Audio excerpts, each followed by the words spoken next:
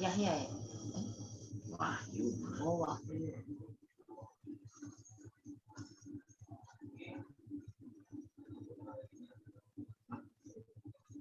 Ini perjanjian.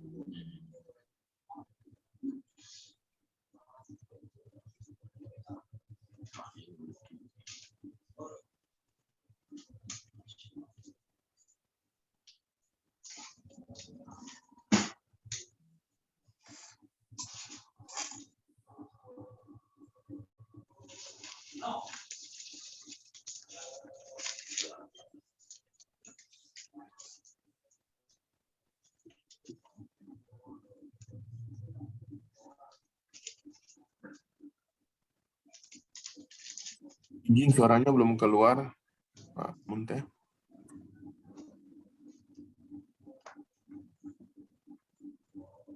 Di share audionya mungkin belum diklik Pak Munte. Oh, baik. Sebentar, Pak. Belum keluar ya suaranya ya? Suara tenggelam. Belum ada. Baik. Sebentar, Pak.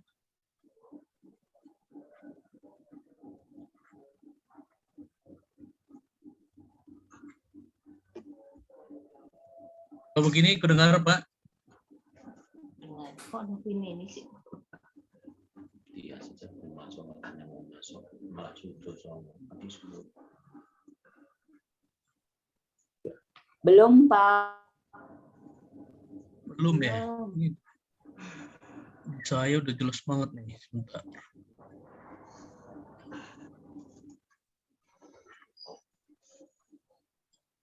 Itu seperti yang kayak kemarin.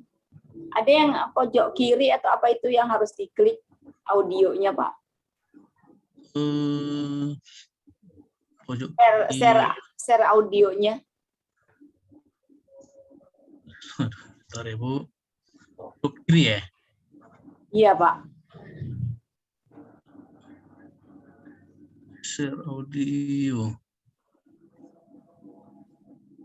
Mungkin nggak salah di fans. Aksen kiri itu ada advance-nya, ada advance itu share audio.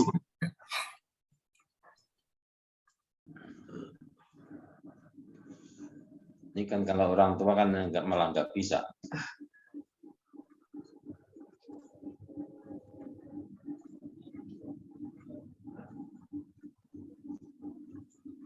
Waduh.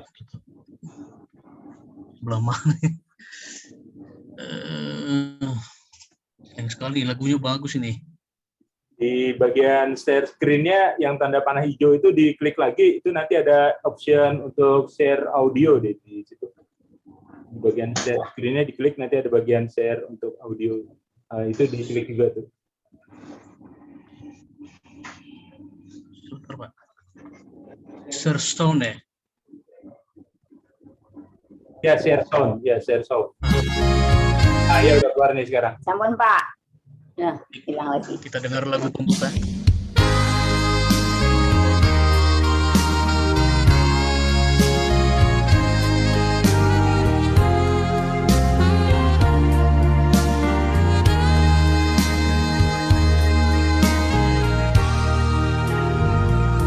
Bertobatlah dan balik pada Bapa. Dia tunggu kau dengan kesetiaannya. Tuhan siap mengampuni dosamu. Oh, baliklah pada Bapa. Oh, baliklah pada Bapa. Jangan lambat, hai sobatku. Tuhan tunggu kepadamu. Oh, baliklah pada Bapa.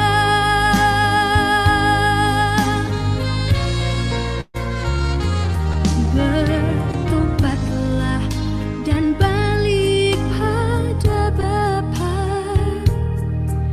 Dia tunggu kau dengan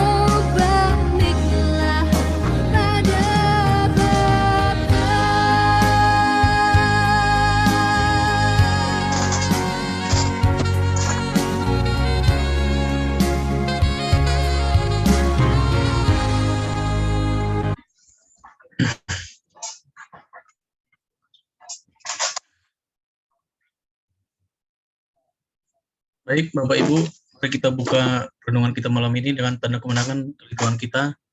Dalam nama Bapa dan Putra dan Roh Kudus. Amin. Tuhan beserta kita sekarang dan selama-lamanya. Latar belakang dari perikop Wahyu yang kita dalami malam ini yaitu pandemi COVID-19 saat ini membuat dunia terluka dan menderita. Selain mengakibatkan masalah kesehatan dengan banyak korban jiwa, juga mengakibatkan keterbatasan dalam hal bergerak. Sektor ekonomi lumpuh karena manusia dibatasi kegiatannya. Ini akibat adanya penerapan penguncian atau lockdown yang kita ketahui selama ini di beberapa negara, masuk di negara kita dengan melakukan PPKM. Salah satu akibat kelumpuhan ekonomi yakni kembang PHK. Karena banyak perusahaan nggak sanggup bertahan, hal ini mengakibatkan jumlah orang miskin juga semakin bertambah. Di sisi lain, pandemi ini menyadarkan kita bahwa harta, kekayaan, dan uang itu adalah barang fana atau sifatnya sementara. Dampak negatif lainnya yaitu keterbatasan aktivitas beribadah. Karena tidak bisa hadir secara langsung di gereja, maka memaksa ibadah itu dari rumah melalui layar televisi, Zoom, streaming YouTube. Hal ini jelas membuat ketidakpuasan.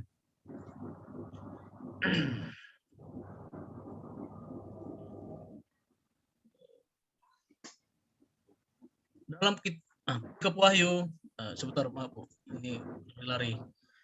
Dalam kitab Wahyu ini digambarkan bagaimana gereja awal juga mengalami krisis karena adanya penganiayaan dan pengejaran dari penguasa Romawi pada masa saat itu.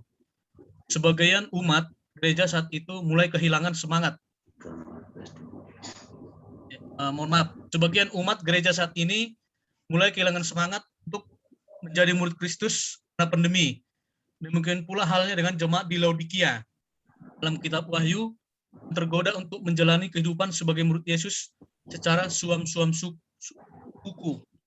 Dalam surat kepada jemaat di Laodikia, Yohanes menulis kitab ini untuk memberikan semangat kepada orang beriman dan Kristen, tak bertahan dan teguh imannya akan Kristus dalam situasi menghadapi tuntutan dari penguasa Romawi untuk memaksa mereka menyembah berhala, yaitu menyembah kaisar. Wahyu 3 ayat 14-22 adalah sebuah surat yang ditujukan kepada jemaat yang merupakan surat terakhir dari 7 surat yang ditujukan kepada jemaat-jemaat berbeda, yaitu Efesus, Smyrna, Pergamus, Tiatira, Sardis, Philadelphia, dan Laodikia. Baik, Bapak Ibu, kita mulai. Kita dua pembuka. Marilah kita berdoa. Allah Bapa yang bertatah di kerajaan surga, segala puji dan syukur kami aturkan kepadamu atas segala cinta, kasih, dan rahmat pertolonganmu kepada kami semua. Terlebih pada masa pandemi ini, Kau selalu hadir menyertai kami, baik saat duka maupun saat suka, sehingga kami semua dapat kembali berkumpul pada malam ini pada perayaan bulan Kitab Suci Nasional, yaitu pada pertemuan keempat. Semoga melalui permenungan sabdamu, kami semua Engkau curahkan terang Roh Kudus-Mu, agar kami senantiasa setia pada iman kami dan tidak pernah berpaling dari-Mu. Demi Kristus Tuhan dan pengantara kami. Amin.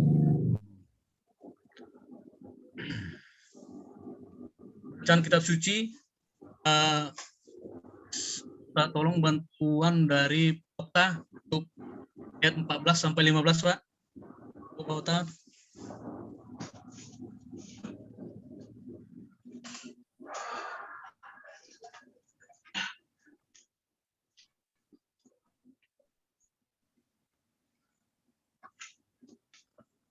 Pak, suara saya di copy nggak, Pak?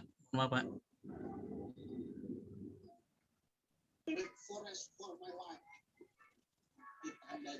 Masa Oke, kalau sepertinya ada kendala di Pak, saya minta tolong bantuan Pak Giono, Pak, yang 14-15, Pak. Terima kasih, Pak.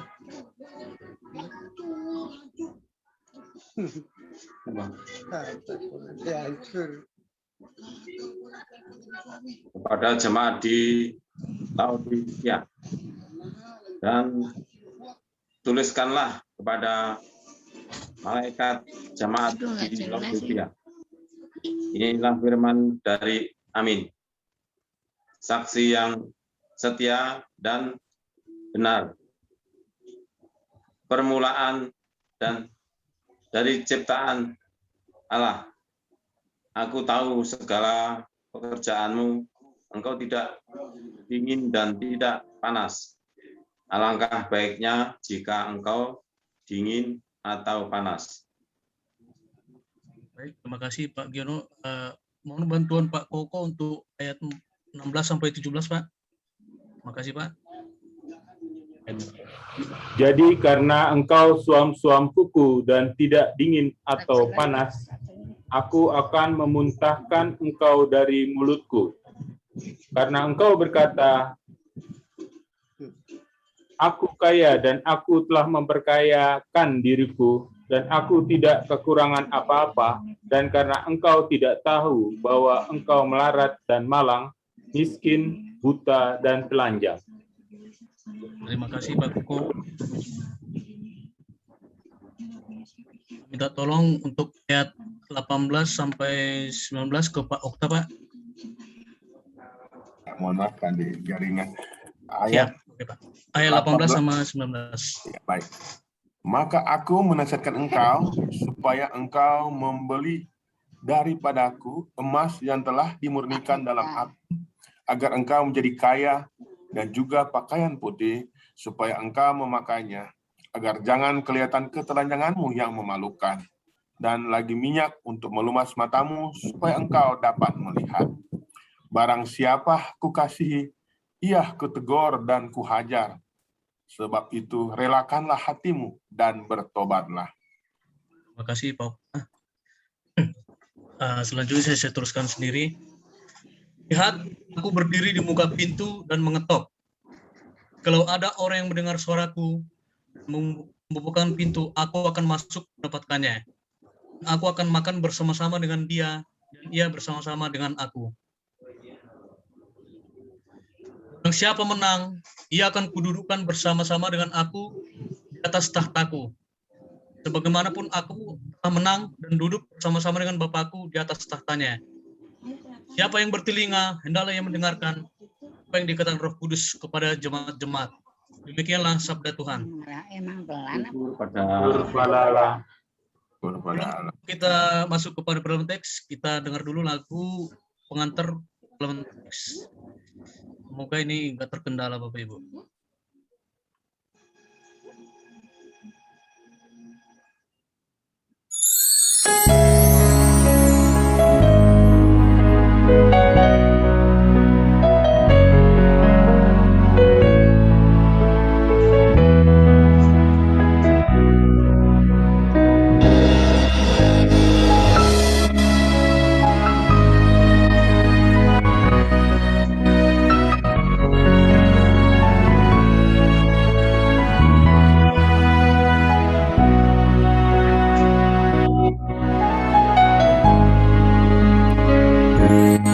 Dalam balutan sepi dan beri bekas derah, tubuh lelah tergantung hanya karena dosa yang telah aku perbuat. Hianati hatimu,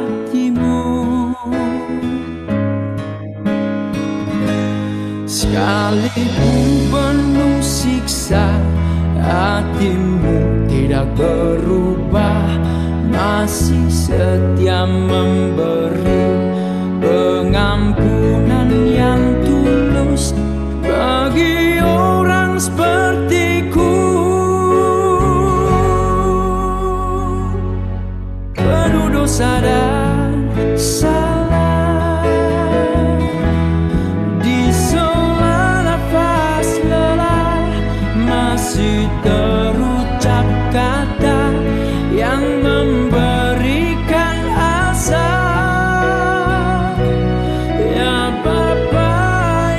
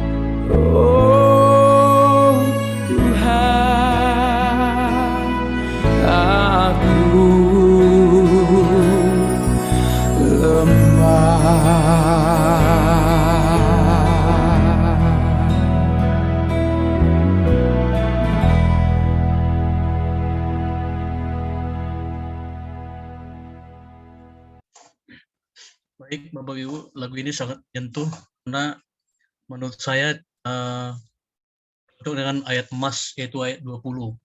Bahwa Tuhan sendiri yang datang mengetuk pintu untuk mengajak kita bertobat. Tuhan itu penuh kasih sayang untuk umatnya. Sebab itu, Ibu, kita lanjutkan dengan dalaman teks. Pertanyaan pertama. Ini berkaitan dengan ayat 14. Apa arti sebutan dan gelar Yesus Kristus sebagai amin, saksi yang setia dan benar? Mungkin Bapak Ibu tadi kita udah baca bersama dari 14.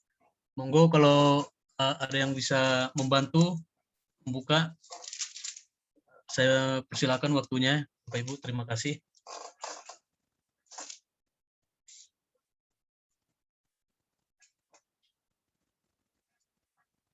Kata kuncinya amin, saksi yang setia dan yang benar.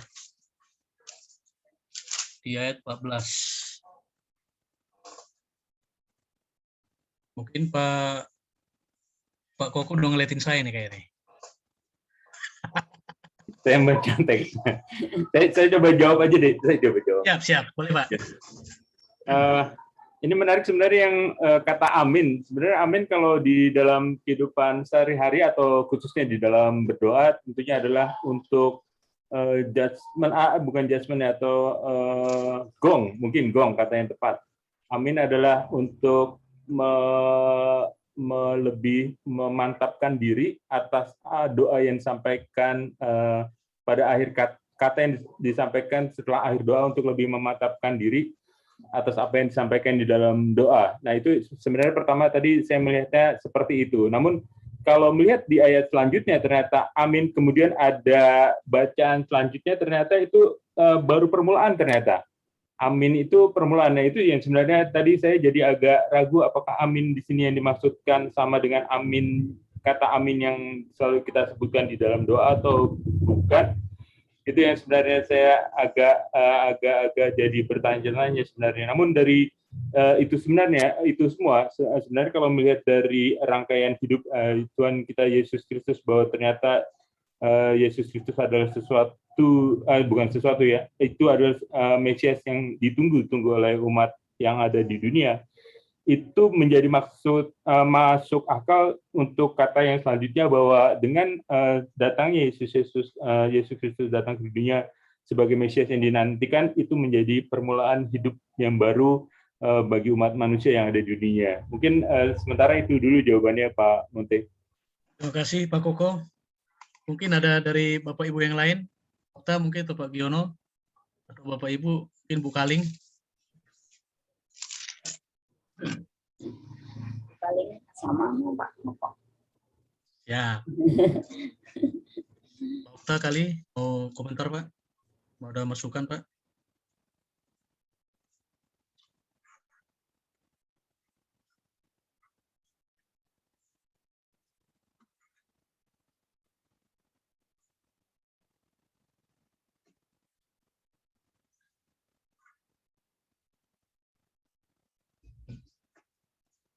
Baik, mungkin di lain kesempatan nanti masih ada 3 pertanyaan lagi. Nah, yang pertama ini seperti yang bilang Pak Koko, ini ada Yesus itu digambarkan dalam 3 badi, yaitu amin. Yang pertama amin, kedua saksi yang setia dan benar, ketiga permulaan dari ciptaan Allah. Ini dirangkum bahwa Yesus Kristus yang bangkit untuk menebus dosa manusia, itu Yesus menggambarkan dirinya adalah solusi bagi semua manusia untuk bertobat. Intinya seperti itu, seperti yang bilang Pak Koko, saya tadi cuma menyempurnakan. Jadi intinya Yesus Kristus yang bangkit itu adalah sang amin, sang setia dan benar, dan juga permulaan dari yang dan Allah. Yesus menggambarkan dirinya adalah solusi bagi semua orang. Tidak ada yang satu pun bisa sama Bapa tanpa melalui dia. Oke, kita lanjut ke dan kedua. Apa yang dicela oleh Yesus dari jemaat di Laodikia? Ini kaitannya ayat 15 sampai 16. Bapak, Ibu, kita sharing sama-sama, kita dalami sama-sama. Saya kasih waktu dan kesempatannya.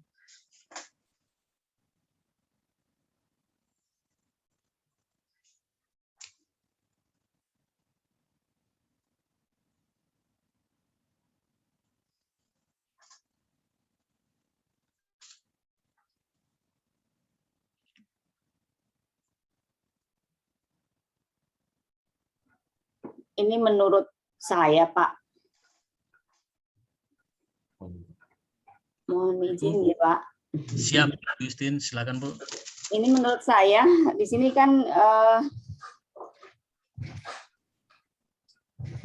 jangan menjadi orang yang setengah-setengah.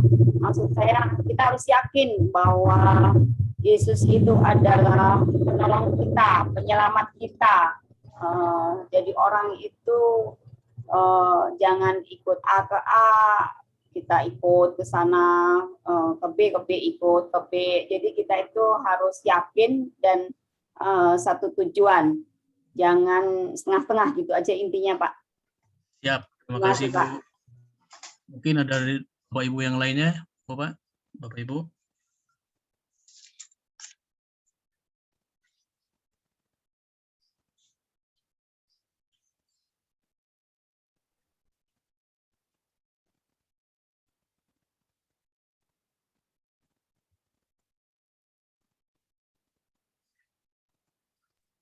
Ya, kita tambahkan aja mungkin ya. Siap, terima kasih. Ketika menambahkan sampai Bu Kaling tadi, ya ini ya Yesus ini minta penegasan untuk untuk yang tadi harus jelas dan tegas. Karena di dalam bacaan lain juga dipertegas apakah kita mengabdi kepada Mammon atau kepada Allah. Nanti ada kaitan mungkin dengan ayat berikutnya ini tegas.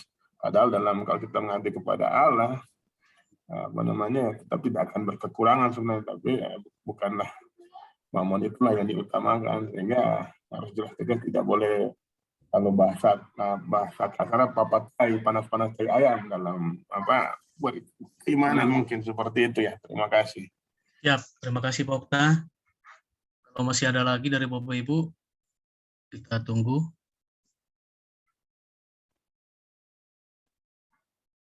Baik, kalau yang nggak ada, coba saya simpulkan.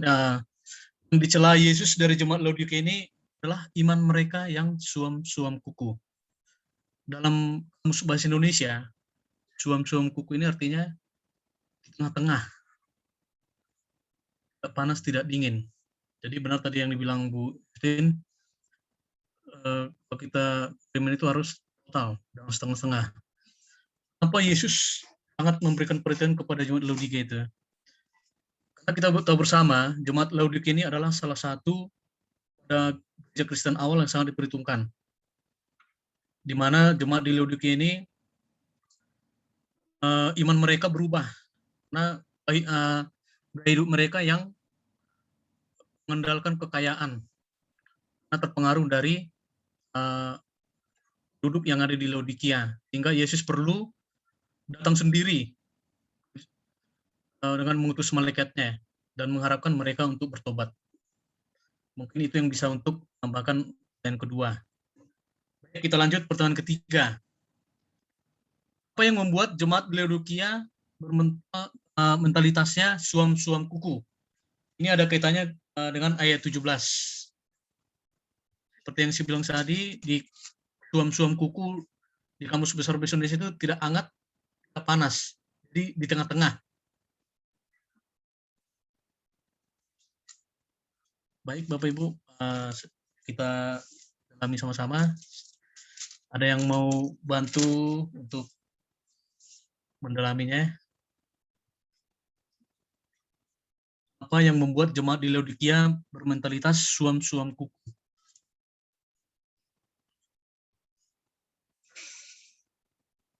Mungkin saya mau mencoba. Pak Menteng. Baik. Pak Menteng, Om Menteng. Oh ya. No, saya, terima kasih. Kalau dari saya, Yang ini ya, yang ayat 17 ya, kalau saya mau ini lagi, mau ngulang sekali lagi yang ayat 17 kah? Ya, Atau- ayat 17, betul. Oke, kalau dari ayat 17 yang saya tangkap, yang membuat mentalitas suam-suam kuku itu adalah ilusi semata bahwa dia si seorang ini adalah orang kaya, tapi sebenarnya tidak gitu. Sama halnya dengan mentalitas yang sering kita alami di masyarakat ya, apalagi orang-orang yang suka berfoya-foya. Nah itu dan berpikiran singkat. Nah itu contohnya seperti itu sih Pak. Itu yang membuat mereka bermentalitas itu, ilusi bahwa mereka itu orang kaya dan hidupnya enak saja, padahal realitanya hidup mereka tidak enak, dan tapi karena mereka lebih memilih untuk bermalas-malasan sehingga hasilnya mentalitas mereka yang suam-suam kuku itu. Itu dari saya, Pak. Terima kasih, Nusa, atas masukannya. Mungkin dari Bapak Ibu yang lain, monggo. Sama-sama kita dalami.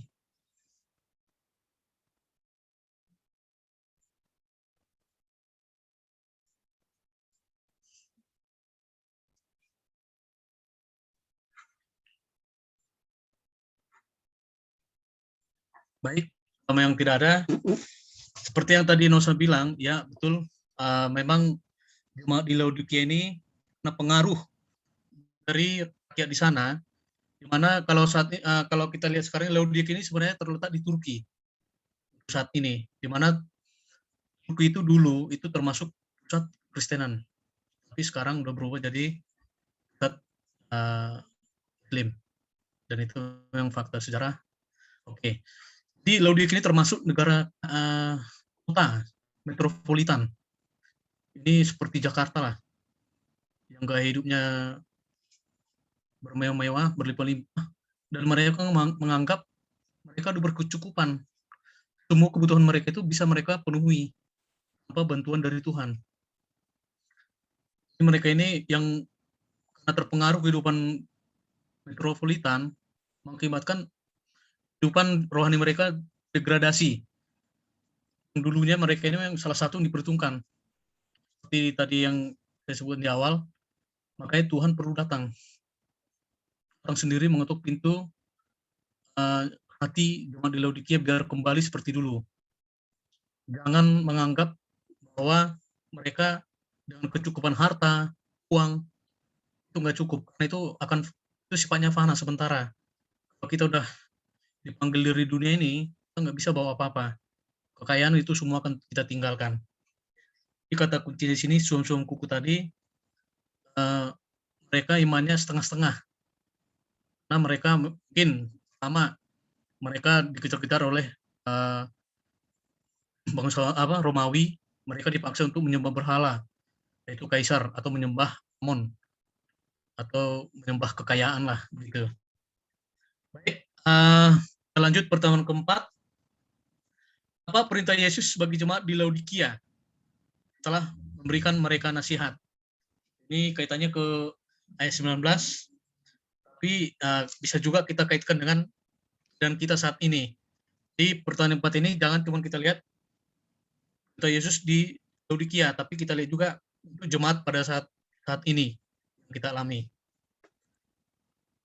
Baik, Bapak Ibu, mungkin yang bisa mulai sharing pendalamannya.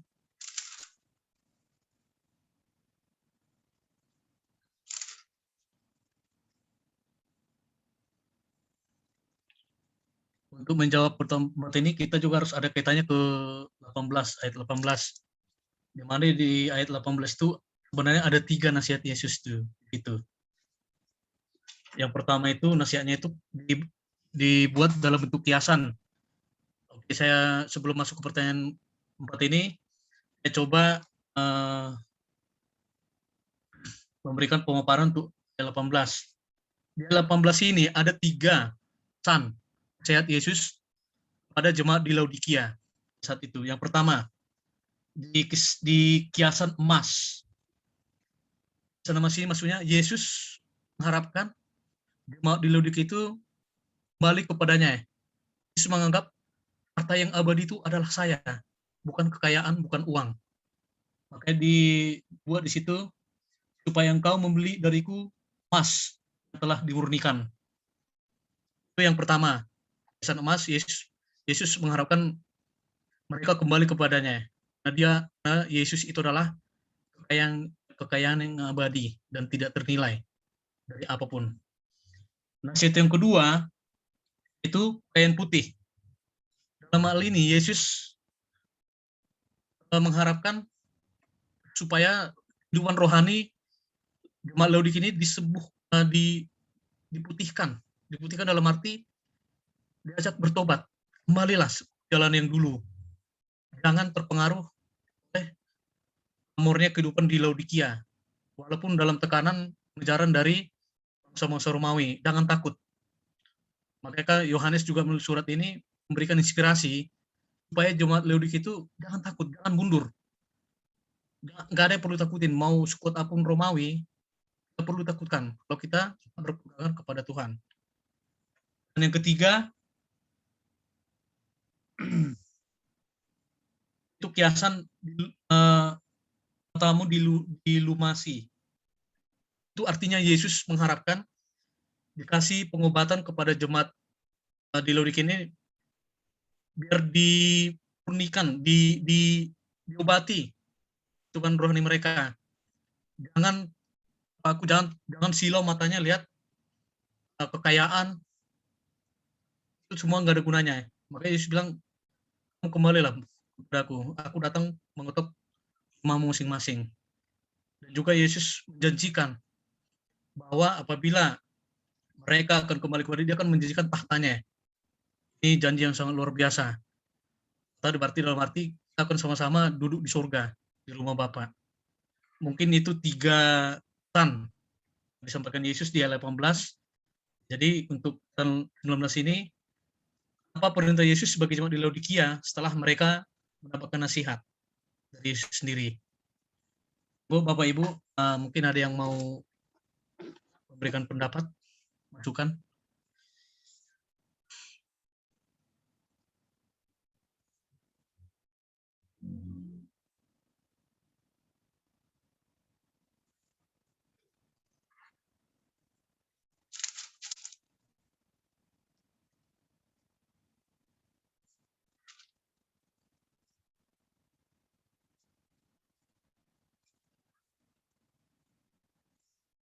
Baik, kalau yang belum ada, saya coba tambahin lagi.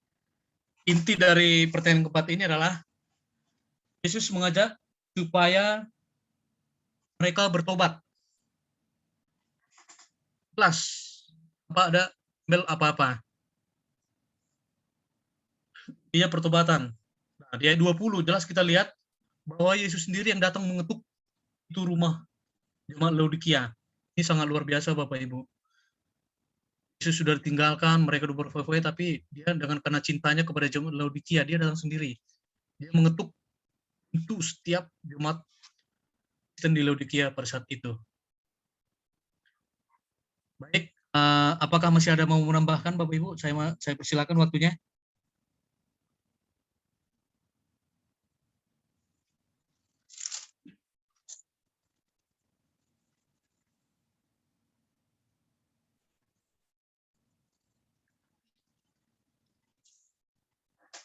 Baik, waktu terus berjalan. Sekarang kita masuk ke sharing dan aksi nyata. Mungkin di antara Bapak Ibu, adik-adik sekalian, ada yang sharing sesuai tema kita pada malam ini, intinya pertobatan. Waktu dan kesempatan saya berikan. Terima kasih.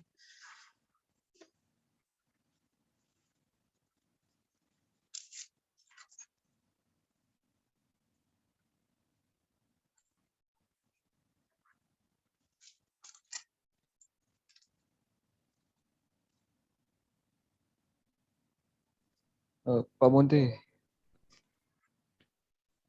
Siap, ya Pak? saya ingin menceritakan untuk nomor 1. Oke, siap. Coba aja, Pak. Jujur aja ya Pak, di awal-awal datangnya masa pandemi COVID itu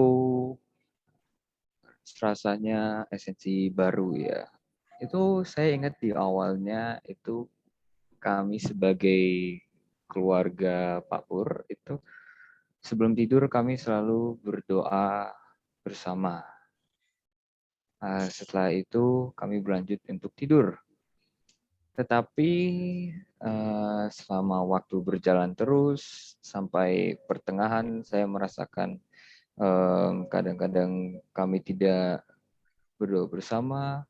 Kita rasa kalau dari saya ya esensi rohani saya mulai menghilang cuma karena kurang berdoa saja sih Pak Munte. Jujur aja saya pernah ditanyakan, bahkan sering atau mungkin selalu ditanyakan orang tua, sudah berdoa belum?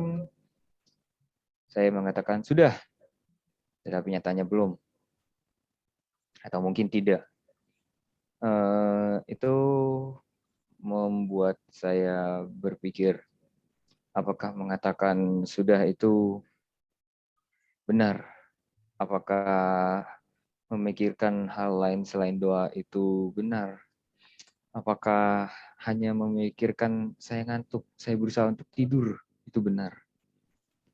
Saya mulai berpikir di situ Pak Munte. Kemunduran dalam hidup rohani ini muncul jika kami itu tidak berkomunikasi kepada Tuhan atau tidak berkonsultasi istilahnya kepada Tuhan.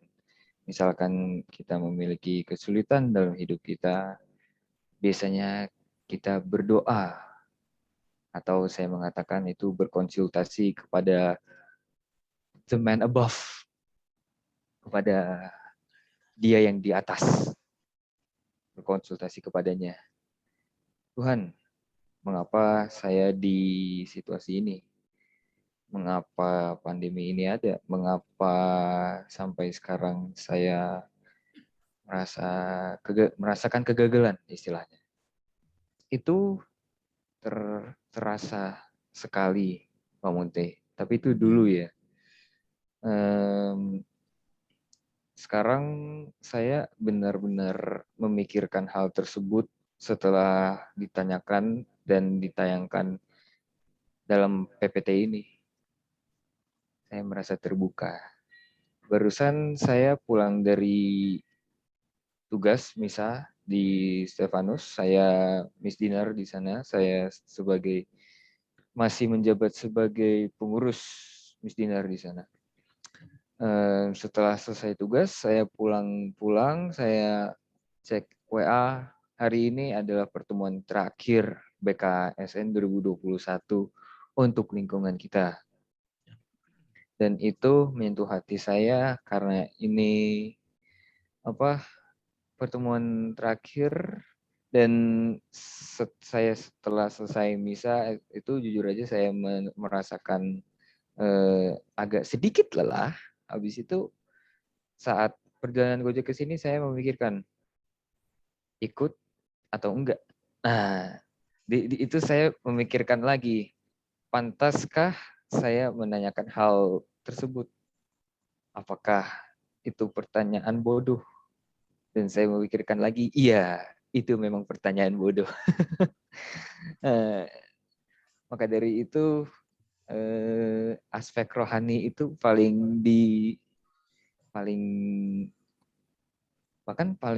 salah satu yang paling important, penting. Nah, penting. Kalau misalnya kita agak punya orang untuk berkonsultasi, nah kita berdoa saja. Kita berkonsultasi kepada Tuhan. Nanti Tuhan bakal menjawab dengan hal-hal tertentu yang hanya kita secara individu dapat mengerti. Sekian dari saya. Baik, terima kasih. Mohon maaf tadi nggak jelas. Tidak siapa, mohon maaf. Ini Pio. Oh ya, terima kasih Pio. Saya nggak terlalu lihat dari mana yang. Oke, terima kasih atas sharingnya. Sangat berguna, menginspirasi bagi kita semua. Mungkin Bapak Ibu ada yang lain. Saya lihat Pak Fajar udah ada nih. Mungkin mau sharing Pak.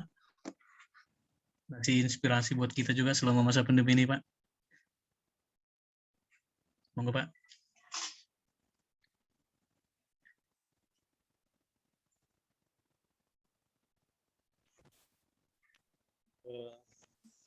Begini, saya melihat, halo, apakah dengar? Dengar, Pak Fajar. Dengar, Pak. Monggo, Pak. Tadi sekilas saya sempat membaca tentang kisah kitab Wahyu ini ya. Perintah Yesus sebagai jemaat Laodikia.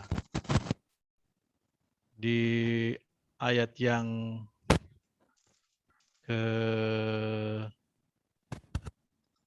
berapa ini tentang pokoknya biasa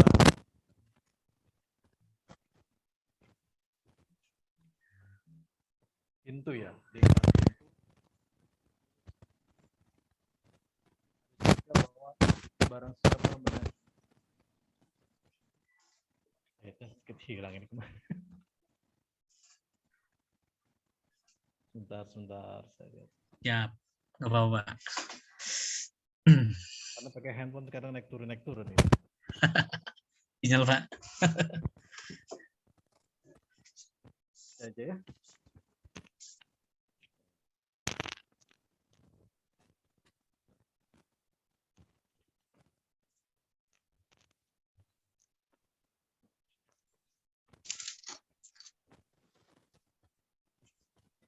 Di ayat 30 atau 20 ya? Atau 20 mungkin, Pak. Ini ayatnya sampai 22 aja, Pak. Dari 4 sampai 22. Dan untuk jikalau ada orang yang mendengar suaraku dan membukakan pintu, aku akan masuk mendapatkannya kan.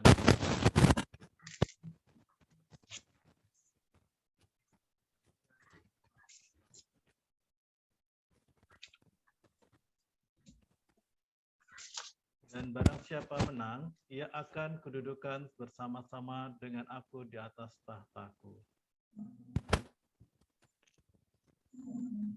Pandemi COVID ini merupakan suatu bentuk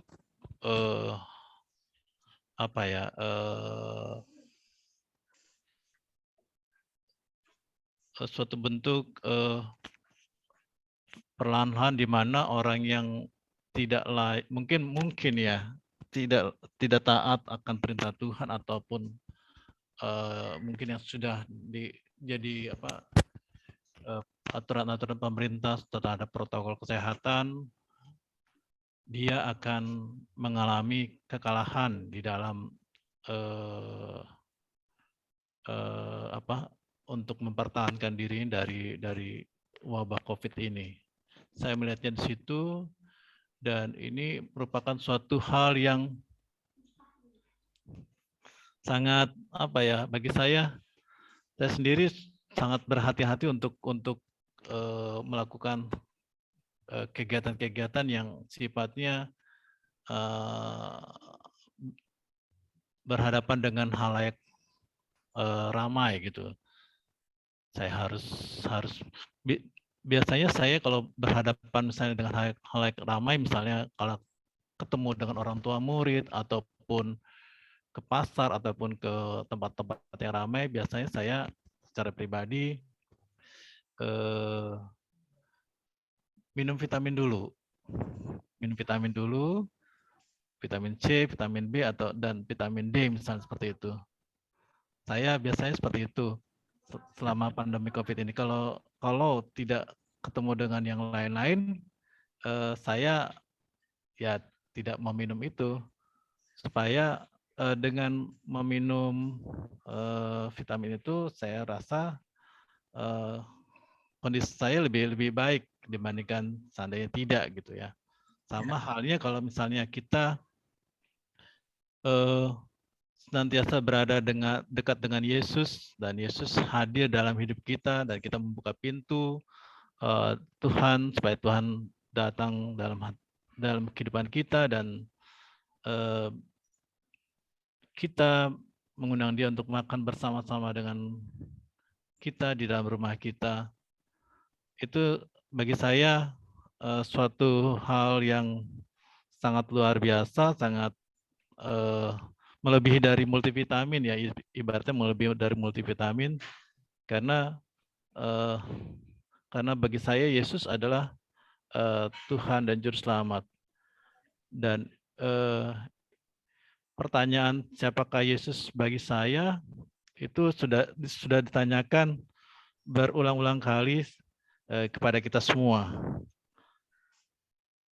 Terlebih pada kalau kita melihat bacaan harian yang kemarin itu dikatakan bahwa siapakah Yesus bagiku, atau siapakah menurut orang siapakah Yesus bagi orang tersebut.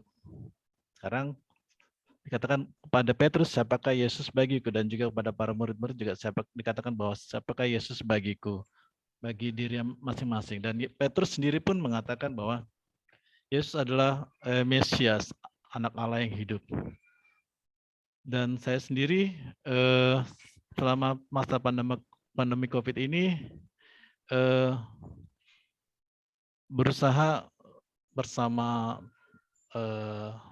keluarga, berusaha untuk semaksimal mungkin untuk melakukan protokol kesehatan. Misalnya kalau di antara kita ada yang sakit, ada yang sakit di rumah kita satu orang, berarti kita semuanya harus pakai masker supaya kita tidak saling nanti gantian menularkan. Iya. Seperti itu. Betul, Pak. Jadi bukan hanya yang sakit, tapi yang tidak sakit pun juga wajib menggunakan masker. Dan ketika kita mematuhi protokol kesehatan ini, kita pasti akan dapat melalui pandemi COVID ini. Jadi barang siapa mendengarkan anjuran-anjuran yang berlaku, ia pasti akan menang, dan ia nantinya akan di dalam ayat yang berikutnya, ia akan kedudukan bersama-sama dengan aku di atas tahtaku. Begitulah firman Tuhan. Dan jika kita mendengarkan itu semuanya, mengikuti anjuran-anjuran dari pemerintah, kita pasti akan dapat melalui badai pandemi COVID ini. Dan saya merasa bahwa Indonesia dapat melalui badai pandemi COVID ini dengan lebih baik. Dan kita akan lihat jika semua penduduk atau warga masyarakat Indonesia dapat tentunya mematuhi protokol kesehatan.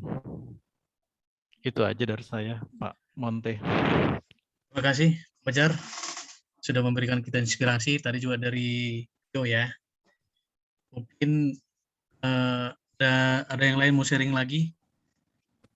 Sebenarnya 3 pertanyaan ini adalah lebih ke pribadi kita masing-masing. Jadi silakan Bapak Ibu jawab di hati masing-masing dan aksi nyata apa yang akan dilakukan. Karena kita tahu memang pandemi ini membuat segala kegiatan kita terbatas. Seperti tadi di awal, bukan hanya sektor ekonomi, kesehatan, tapi juga sektor rohani. Karena pandemi ini membuat pergerakan kita terbatas, kita nggak bisa datang ke gereja secara langsung. Dan kita harus lakukan kegiatan ibadah dari rumah. Rasa tidak semua orang akan kucuk seperti kalau langsung di gereja. Jadi 3 pertanyaan ini lebih ke pribadi kita masing-masing. Jadi monggo Bapak Ibu adik semua dijawab dalam hati dan aksi nyatakanlah. Biarpun ada pandemi, jangan menyerah. Seperti tadi di Yohanes menulis surat ke Laodikia, walau jemaat Laodikia pada saat itu dikejar-kejar bangsa Romawi, jangan takut. Jangan mau dipaksa menyembah berhala, menyembah kaisar. Jangan. Karena dulu kamu adalah salah satu jemaat Kristen awal yang sangat diperhitungkan. Jadi inspirasi bacaan ini menginspirasi biar kita teguh akan Tuhan. Apapun embel-embel yang hadapi, baik pandemi atau apapun, jangan takut. Atau mungkin ada orang-orang yang berusaha mengintimidasi kita. Kita tahu di negara kita saat ini kan hal-hal sedikit bisa mengintimidasi. Jadi kita jangan takut. Kita yakin bahwa Tuhan akan selalu membantu kita. Baik, Bapak Ibu, apakah masih ada yang mau sharing? Untuk memberikan inspirasi buat kita?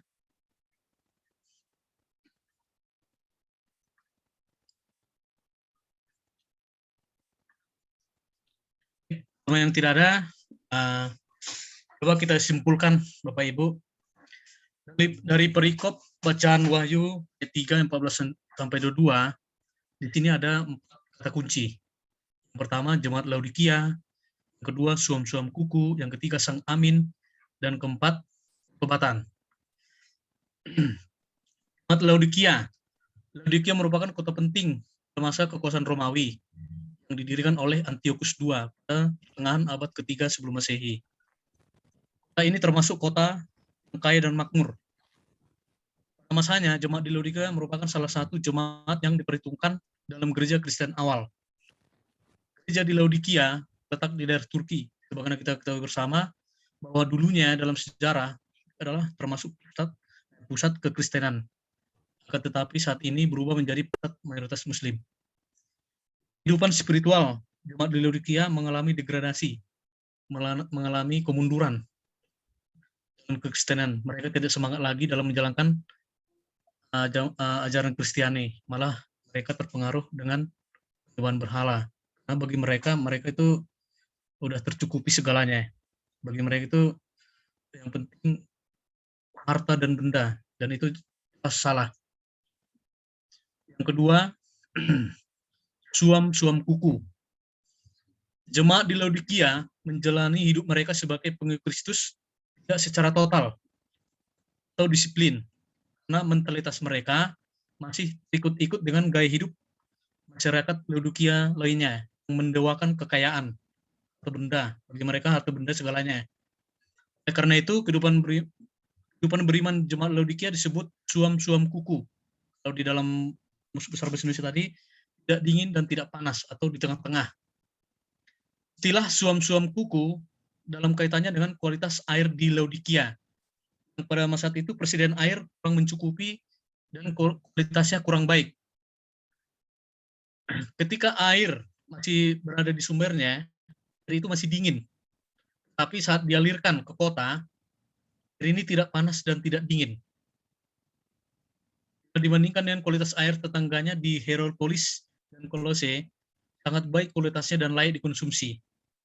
Nah, kualitas air di Laodikia kemudian dipakai untuk menggambarkan kualitas hidup rohani jemaat Kristen. Mereka tidak serius dan disiplin dalam mempraktekkan hidup kekristenan. Sifat suam-suam kuku mengacu kepada orang Kristen yang bersikap masa bodoh, apatis, cuek. Nah, mereka merasa mampu mencukupi diri sendiri dan cepat berpuas diri. Jadi mereka tidak mengandalkan Tuhan lagi.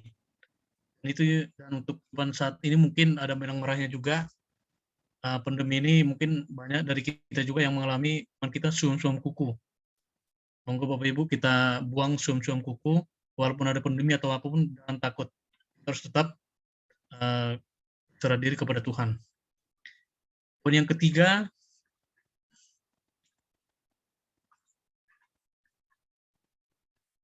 yang ketiga sang amin. Sang amin itu seperti yang kita bahas dari awal tadi, itu adalah menggambarkan Yesus sendiri yang datang, Yesus yang bangkit untuk menebus dosa kita. Yesus memerintahkan malaikat untuk menulis firman-Nya kepada jemaat di Laodikia yang disebut sebagai amin, saksi yang setia dan benar, dan permulaan yang dari ciptaan Allah.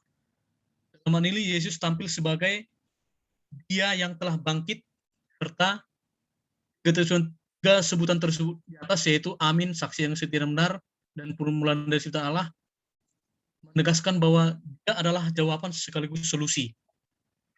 Seperti gambar ini kita lihat, Yesus datang sendiri mengetuk pintu.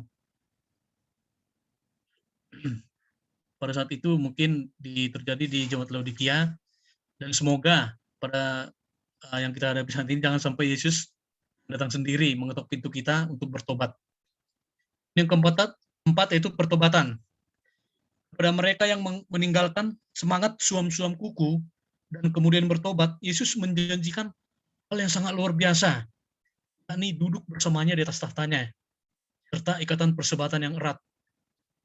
Ini sangat luar biasa. Jadi memang itu benar-benar menginginkan kita bertobat, supaya kita sama-sama duduk di surga. Itulah 4 poin yang tadi di perikop Wahyu yang kita dalami pada malam ini.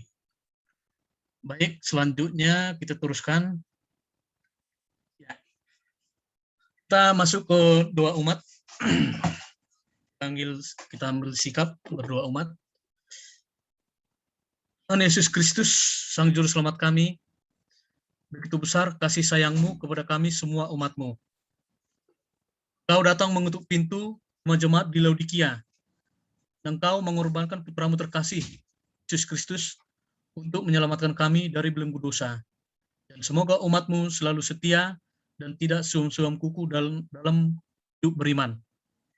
Mari kita berdoa bagi saudara-saudara kita yang terpapar virus corona dan penyakit lainnya. Engkau meminta murid-murid-Mu untuk menyembuhkan yang sakit, untuk menghibur mereka yang menderita, untuk membawa harapan bagi mereka yang putus asa. Kami mohon, ya Tuhan, berbelas kasih, akhirilah wabah yang mengerikan dan mengancam semua bangsa di dunia ini. Sembuhkanlah semua saudara-saudara kami yang sakit karena terpapar virus corona dan penyakit lainnya. Terimalah mereka di sisi-Mu, saudara-saudara kami yang kehilangan nyawa karena virus corona dan penyakit lainnya. Semoga berkat kiriman Tuhan, mereka memperoleh istirahat yang kekal dan damai. Marilah kita mohon. Kabulkanlah doa kami, Tuhan. Mari kita berdoa bagi para dokter, perawat, tenaga kesehatan, serta para peneliti. Tuhan, berkatilah dokter, perawat, dan tenaga kesehatan, serta para peneliti vaksin dan obat-obat yang telah mengorbankan jiwa dan raga mereka.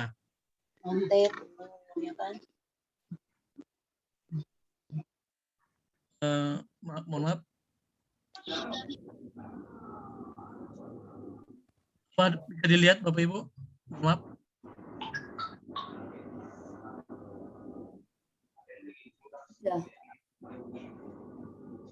Mari kita berdoa bagi para dokter, perawat, tenaga kesehatan, serta para peneliti. Tuhan, berkatilah para dokter, perawat, dan tenaga kesehatan, serta para peneliti vaksin dan obat-obat lainnya yang telah mengorbankan jiwa dan raga mereka demi kesembuhan orang-orang yang terjangkit virus COVID-19 nih, serta juga penyakit lainnya. Marilah kita mohon. Kabulkanlah doa kami, ya Tuhan.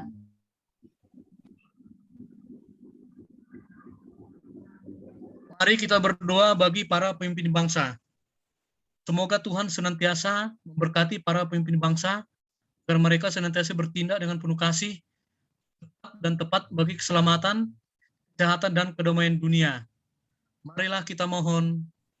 Kabulkanlah doa kami, ya Tuhan. Tuhan. Mari kita berdoa bagi Bapak Suci, Pak Uskup, Pak Imam, dan biarawan-biarawati. Semoga Tuhan selalu menyertai mereka, agar mereka mampu membimbing umat melewati masa-masa sulit saat ini dengan pengharapan yang kuat, iman yang teguh, dan kasih yang nyata. Marilah kita mohon. Kabulkanlah doa kami, ya Tuhan. Mari kita berdoa bagi mereka yang sedang berjuang dalam kehidupan, mencari pekerjaan, menempuh pendidikan.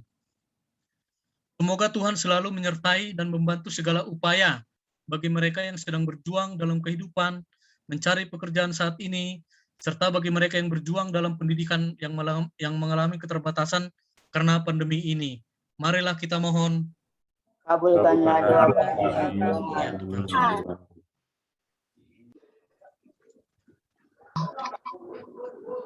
Baik Bapak Ibu, doa permohonan tadi kita satukan dengan doa yang doa Bapak kami seperti pada lagu berikut ini.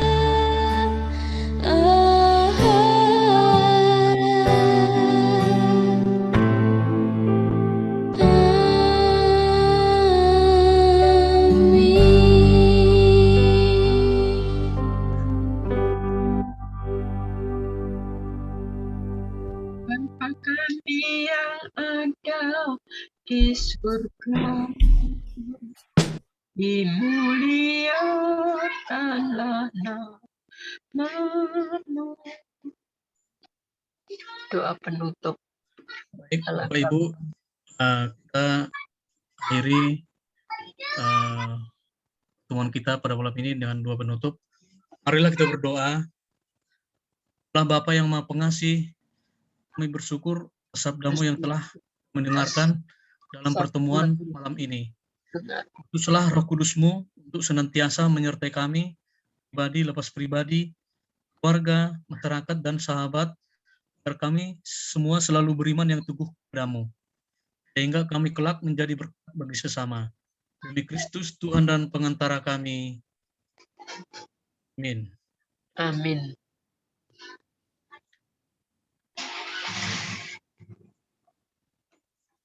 Nah, saya minta tolong lagi bantuan Pak Fajar, Pak, untuk berkat dan pengutusan, Pak. Pak Fajar, monggo, Pak. Marilah kita memohon berkat dari Tuhan. Semoga Tuhan beserta kita sekarang dan selama-lamanya. Semoga kita sekalian dilimpahi berkat Allah yang Maha Kuasa dalam nama Bapa dan Putra dan Roh Kudus. Amin. Amin. Baik, terima kasih Bapak Ibu atas waktunya. Kalau ada salah-salah teknis, ini karena serba awal bagi saya juga masih harus belajar. Semoga nanti ke depannya lebih bagus dan saya bisa minimal membantu meringankan penderitaan Pak Fajar.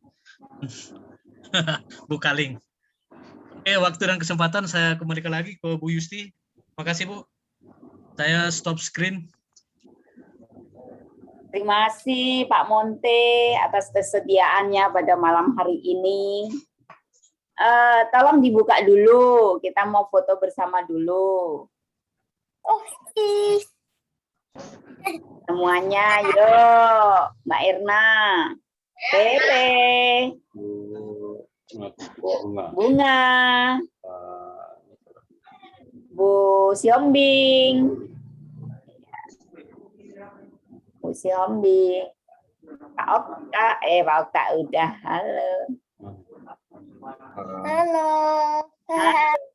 sehat. Kita foto dulu ya. 1, 2, 3. Udah ya? Udah buka semua. Oke.